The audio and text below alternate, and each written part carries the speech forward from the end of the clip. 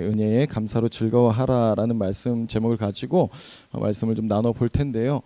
자, 앞에 웬 과일들이 이렇게 놓여져 있는데 오늘 무슨 날이죠? 네, 추수감사주일입니다.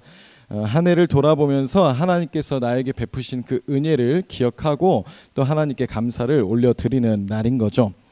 물론 아직 2025년도가 다 지나간 것은 아니지만 그래도 한 해의 마무리를 앞에 두고서 이 수학의 계절에 하나님께서 내게 주신 그 은혜를 다시 한번 좀 기억해 보자는 겁니다. 저도 말씀을 준비하면서 이번 한 해를 이렇게 쭉 돌아봤는데 이 광흥교회 부임할 때가 바로 엊그제 같은데 어느새 1년이 다 되어 간다는 게 참 시간이 빠르다는 생각이 들더라고요. 그래서 들어올 때 뭣도 모르고 이렇게 왔다가 바로 이렇게 납치당하듯이 동계 수련회를 이렇게 끌려가게 되고 거기서 이제 좀 여러분들하고 같이 지내면서 여러 가지 일들을 좀 다사다난하게 보내고 이제 한 해의 마무리를 좀 두고 있는데요. 참 감사한 것은 이렇게 또 사랑 넘치는 선생님들을 만나게 되고 또 이렇게 사랑스러운 여러분들을 만나게 된 것이 참 은혜이고 감사가 되더라고요.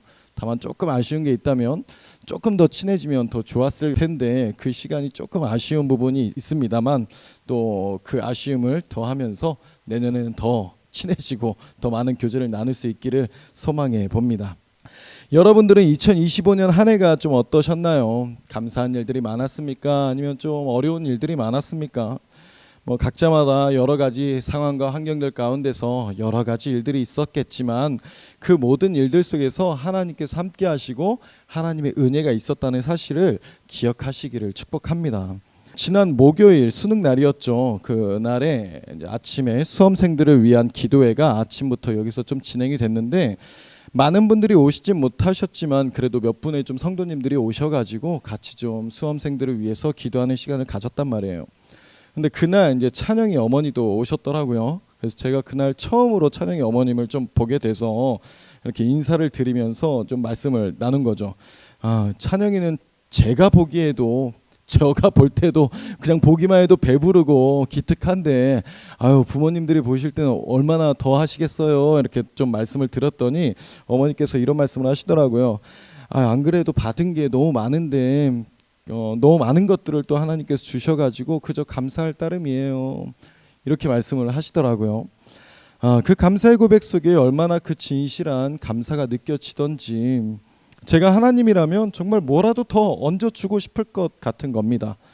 사랑하는 여러분, 감사를 생활화해 보십시오. 어떠한 상황에서도 불구하고 감사하려고 해 보시라는 거예요. 그렇게 감사함으로 나아갈 때 여러분들의 그 감사 위에 하나님께서 그 감사할 일들을 더해 주시는 은혜가 있다는 것입니다. 그렇게 감사가 넘치는 여러분들이 되시기를 축복합니다. 오늘 나눌 말씀은 신명기의 말씀인데요. 가나안 땅에 입성을 앞에 두고 있는 이스라엘 백성들에게 모세는 너희들이 그곳에 들어가서 어떻게 살아야 할 것인지를 말해주는 것이 바로 이 신명기의 말씀이라는 겁니다. 너희 하나님이 어떤 분이신지, 하나님께서 너희를 어떻게 이끌어 오셨는지, 너희가 하나님 앞에서 어떻게 살아가야 하는지에 대해서 말씀해 주고 있다는 거예요. 특히 오늘 본문의 말씀은 하나님께 대한 이 감사의 제사와 절기가 강조되면서 오늘날 이 시대의 추수감사절의 중요한 정신적 그 뿌리를 제공하는 말씀이라는 겁니다. 우리가 세상 가운데서 하나님의 백성으로서 사명을 감당하고 또 영적 전투에서 승리할 때 하나님께서는 우리에게 이렇게 풍성한 소출과 복을 약속하시는 거예요. 그리고 그 복을 받은 자들이 해야 할 일은 그 은혜를 잊지 말고 기억하며 감사함으로 기뻐하고 즐거워하라는 것입니다. 그 즐거움으로 기념을 하라는 거예요. 그러면서 오늘 13절의 말씀 다시 한번 좀 읽어보겠습니다. 너희 타작 마당과 포도주 틀의 소출을 거두어들인 후에 이랫동안 초막절을 지킬 것이요. 이 하나님께서 지키라고 명령하신 이 초막절이라는 것은 우리 달력으로 따지면 보통 9월에서 10월 정도를 얘기하는 것인데 수확이 이루어질 때를 말씀하고 있는 겁니다. 그리고 이랫동안이라는 것은 일주일을 얘기하는 것인데 소출을 거두고 일주일 동안 이 절기를 지키라는 거예요. 여러분, 기념일을 왜 지키는 것일까요? 그날을 기억하면서 그날을 기념하면서 그날을 다시 한번 되새기는 거죠. 우리가 기념하는 여러 가지 것들이 있겠지만 특별히 좀 기념하는 것들이 뭐가 있죠? 생일이 있습니다. 그 생일을 왜 기념하겠어요? 내가 태어난 날을 기억하고 기념을 하면서 내 정체성을 다시금 확인하는 것입니다. 사랑받기 위해 태어난 사람이라는 것을 다시 한번 기억하고 내가 이 날짜에 우리 엄마 뱃속에서 이렇게 태어나게 됐지라는 것을 기념한다는 거예요. 이 초막절이라는 것은 이스라엘 백성들이 애굽에서 노예로 살다가 나오게 돼서 그 광야에서 초막을 짓고 그 텐트를 짓고 살아가던 때를 기억하라는 것입니다. 그러니까 애굽에서 살아가다가 그 집을 버려두고 이제는 너희가 나와서 광야 가운데서 그 초막 가운데서 살아가고 있지만 그 모든 삶 가운데 하나님의 은혜가 있었다는 것을 기억하라는 거예요. 광야 가운데서 함께 하신 하나님께서 너희가 차지한 땅에 이를 때에도 하나님의 그 은혜와 복이 더해질 건데 그것을 기억하며 하나님께 감사함으로 나아가라는 것입니다. 그것을 기념하라는 거예요. 그리고 이 초막절에 어떻게 하라는지 14절의 말씀 함께 같이 읽어보겠습니다. 절기를 지킬 때에는 너와 내 자녀와 노비와 내 성중에 거주하는 레위인과 객과 고아와 과부가 함께 즐거워하되, 이 절기를 지킬 때는 혼자 즐기는 것이 아니라는 겁니다. 자녀와 노비와 레위인과 객과 고아와 과부가 모두가 함께 즐거워하라는 거예요. 그러니까 이 절기를 통해서 하나님의 백성으로서의 그 공동체적인 것을 기억하고 되새기라는 것입니다. 그리고 여기에 나오는 객과 고아와 과부가 모두 함께 즐기라는 이 말씀은 당시 이스라엘 사회에서 가장 약자들을 얘기하는 것입니다. 땅이 없어서 소작농을 할 수도 없고 또 고아와 과부는 남편이나 아버지의 보호를 잃어버린 자들이었기 때문에 그들의 그 약함을 너희가 같이 돌보면서 함께 즐거워하라는 것입니다. 왜 그렇겠습니까? 너희가 광야에서 살아갈 때에 너희도 나그네 됐던 자들이라는 거예요. 너희도 도움을 받을 수 없던 자들이라는 것입니다. 그러한 자들에게 하나님의 은혜로 그들을 보호하시고 먹이시고 지키셨던 것처럼 너희도 그것을 기억하고 너희 주변에 있는 그 약자들을 도우라는 거예요. 그 약자들과 함께 즐거워하라는 것입니다.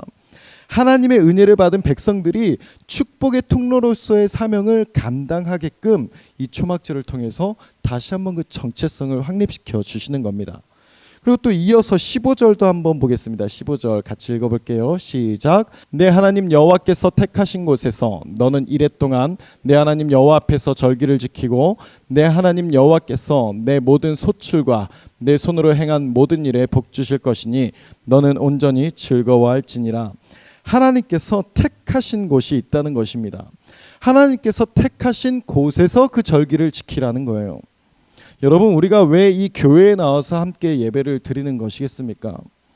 우리 코로나 때처럼 그냥 집에서 유튜브 틀어놓고 찬양 그냥 같이 부르면서 말씀 들을 수 있잖아요. 그럼에도 불구하고 굳이 왜 아침에 그 졸린 눈을 비벼가며 아침부터 이 교회에 모여가지고 예배를 드리는 것이겠냐는 거예요. 물론 개인의 신앙생활을 하면서 신앙을 유지하는 것도 중요하지만 이 교회는 공동체 안에서 즐거움과 위로와 회복을 누리는 그 공동체성이 있다는 것입니다. 그래서 사도행전 2장 46절을 보면 이렇게 말씀하고 있어요. 날마다 마음을 같이하여 성전에 모이기를 힘쓰고 집에서 떡을 떼며 기쁨과 순전한 마음으로 음식을 먹고.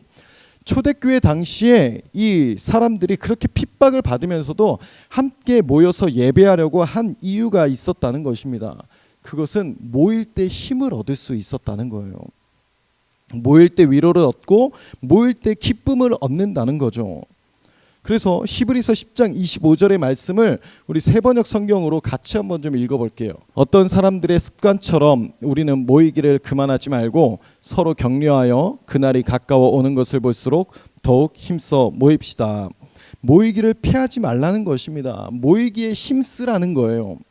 함께 모일 때 그 안에 하나님의 역사하심의 은혜가 있다는 거예요.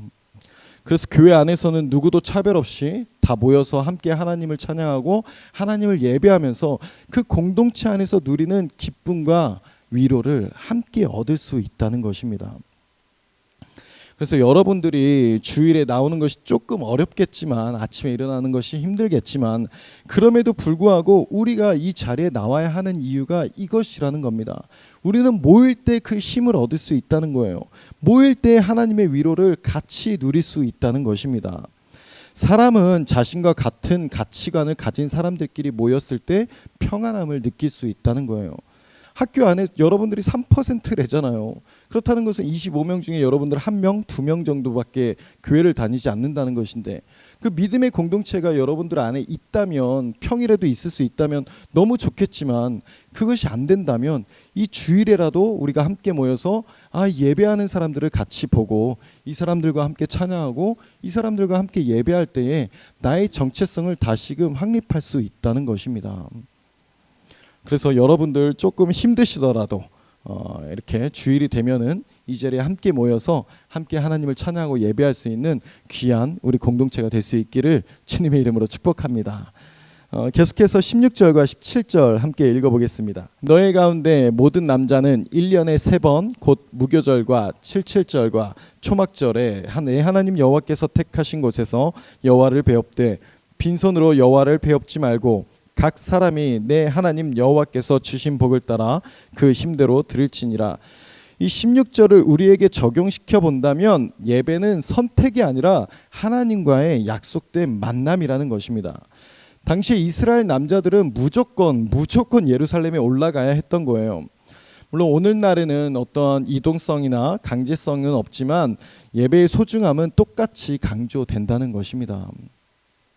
내 하나님 여호와께서 택하신 곳에서 여호와를 배웁되라는 말이 무슨 말이냐는 거죠. 하나님께서 너를 기다리고 계신다는 거예요. 네가 오기를 기다리고 계시다라는 것입니다.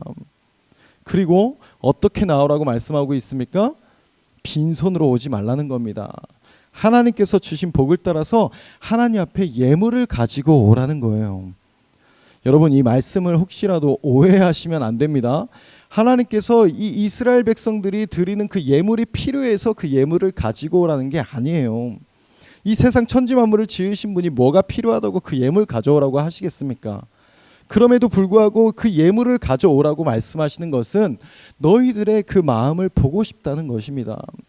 하나님께서 베푸신 그 은혜에 감사하는 마음을 보고 싶다는 거예요. 제가 얼마 전에 하엘이하고 이렇게 TV를 보고 있었어요. 어떤 내용이었는지 기억이 안 나는데 뭔가 TV를 보다가 제가 그 장면을 보고서 하엘이한테 이렇게 얘기를 했거든요. 야, 저거 봐 하엘아, 돈이 다가 아니야. 돈이 많다고 해서 뭐 행복의 전부는 아닌 거야. 뭐 돈이 조금 없어도 돈이 행복의 전부는 아닌 거야. 이 얘기를 딱 했거든요. 그런데 하엘이가 그 얘기를 듣더니 이러는 겁니다. 우리 집은 조금 없는 게 아니라서 그래. 이렇게 얘기를 하는데 얘가 생각 없이 농담으로 한 건지 아니면 진짜로 그렇게 느껴서 그 얘기를 한 건지 모르겠는데, 와, 진짜 저는 제 딸아이의 입에서 그런 말이 나온 게 너무 충격인 거예요. 너무 막 화가 나는 겁니다. 철없는 아이의 입에서 헛튀어나온 말일 수 있겠는데 그 순간에 제가 너무 화가 나가지고 막 하엘이한테 화를 낸 거야. 야, 어이가 없네. 야, 너가 뭘 그렇게 없이 살았다고 그런 말, 그딴 소리를 지금 하고 있어? 야, 엄마 아빠가 너한테 못 해준 게 뭐가 있다고 그런 말이 나오고 있냐고 막 이러면서 막 화를 내는 거예요. 너 친구들 중에 핸드폰 플립 가진 애 있어? 너 친구들 중에 닌텐도 이렇게 팩 많이 가진 애 있어? 막 이러면서 너 생일 때 10만 원 넘는 케이크로 네 생일 축하 해준 뭐 그런 친구들 있어? 막 이러면서 막 되게 치사스럽긴 하지만 그동안 해준 거를 막 얘기하면서 막 혼을 낸 거죠. 그러니까 애 엄마는 저쪽에서 이제 주방에서 설거지를 하고 있느라고 그 앞에 얘기를 못 듣고 제가 막 아이한테 화내고 있는 모습을 보니까 아이한테 좋게 좀 얘기하라고 그렇게 말을 하는 겁니다. 그래서 제가 지금 내가 좋게 얘기하게 생겼냐고, 지금 얘가 뭐라고 얘기했는 줄 아냐고 하면서 앞에 있는 얘기를 딱 읽는 거예요. 그러니까 엄마가 그 얘기를 듣더니 저보다 더 애한테 화를 내는 거죠. 야, 김하일이 너 어떻게 아빠한테 그런 얘기를 할 수가 있어? 야, 엄마 아빠가 너한테 못 해준 게 뭐가 있는데? 막 이러면서 막 저보다 더 화를 내는 거죠. 와, 근데 이게 진짜 부모 입장에서 너무 서운한 거예요. 물론 우리 집이 막 부자처럼 잘 사는 집은 아니지만 뭐 남들한테 자랑할 만큼 그런 집은 아닌 건 맞는데, 그렇다고 해서 애한테 못 해준 건 없다고 생각을 했거든요. 뭐 어려서부터 영어 학원도 다 보냈고 닌텐도도 사주고, 하엘이 또래 애들 다 키즈폰 쓸 때 얘는 막 아이폰 쓰고 그랬단 말이에요. 그리고 막 여러분 혹시 장난감 중에 티니핑 아십니까? 티니핑? 이게 부모님들 사이에서 뭐라고 불리는지 아세요? 파산핑, 등골핑 막 이렇게 불린단 말이에요. 이거 다 해줬단 말이에요. 그런데 이 아이가 그런 것들에 감사함을 느끼지 못할 망정 그런 말이 입에서 나오니까 와 너무 막 화가 나는 겁니다. 그 모든 걸 다 누린 게 기마엘이라는 생명체란 말이에요. 그러니까 어이가 없는 거죠. 그러니까 제가 이 아이를 보면서 말씀을 묵상하면서 우리 하나님께서 이 광야에서 이스라엘 백성들이 막 원망하고 불평할 때 왜 그들에게 벌 내리셨는지 알 것 같다니까요. 얼마나 괘씸하냐고요. 하나님도 마찬가지인 겁니다. 그 부어주신 은혜를 기억하지 못하고 원망하고 불평 불만을 하니까 하나님도 화가 나실 수밖에 없는 거죠. 감사할 수 있는 여러분들이 되시기를 축복합니다. 사랑하는 여러분, 부모는 아이에게 뭐 크게 바라는 것이 없습니다. 부모에게 있어서 자녀는 기능을 위해서 존재하는 존재가 아니기 때문이에요. 마찬가지로 하나님께서도 여러분들에게 대단한 것을 바라시는 분이 아닙니다. 여러분들이 그 하나님 앞에 드린다고 드려봐야 뭐 얼마나 대단한 것들을 드리겠냐고요.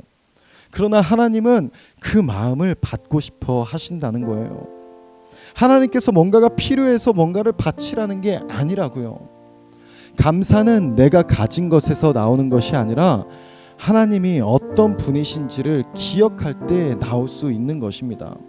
하나님은 그것을 원하시는 거예요. 내가 너에게 베푼 은혜를 기억하고 그 은혜에 맞게 감사함으로 나오기를 원하신다는 겁니다. 하나님은 우리의 행복을 원하신다고요. 하나님의 자녀들이 행복하게 살아가기를 원하십니다. 여러분들의 일상 속에서 하나님께서 베푸시는 그 모든 것에 감사해 보세요. 우리는 감사를 회복해야 됩니다. 감사가 회복될 때 우리 안에 즐거움이 넘칠 수 있다는 거예요. 그래서 우리가 누리는 모든 것들에 당연한 것은 아무것도 없음을 기억하고 하나님 앞에 감사할 때에 여러분들의 삶 가운데 기쁨이 넘치고 항상 즐거움이 넘칠 수 있음을 믿으시기를 축복합니다.